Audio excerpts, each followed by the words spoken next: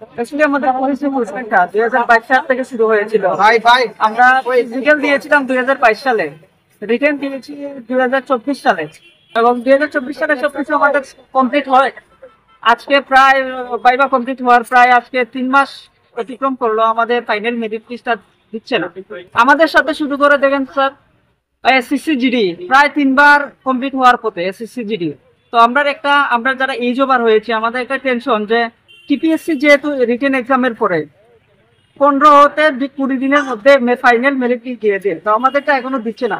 তার জন্য আমরা আজকে চেয়ারম্যান স্যারের সাথে দেখা করবো এবং ওনাকে বলবো যে আমাদের প্রসেসটা যেন উইদিন 7 দিনের মধ্যে আমাদের মেরিট লিস্টটা দিয়ে কমপ্লিট করা হয়। এর জন্য আমরা এসেছিলাম আজকে এখানে।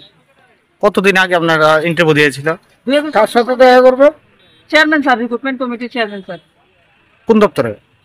Police department, home. আর কি কইছে আমরা এখান থেকে তোমরা?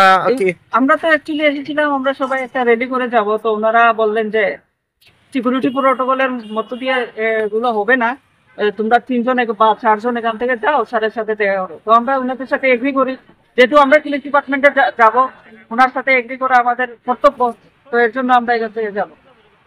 চাকরির দরজা খুলে দিয়েছেন উনি, এটা ঠিক আছে, কিন্তু আমাদের মূল বক্তব্য যেটা আমরা সরকারের পক্ষেই আছি, এবং যে রিক্রুটমেন্ট হচ্ছে যেটা আমাদের এটা খুব স্লো হচ্ছে, তার জন্য আমরা এখানে এসেছি।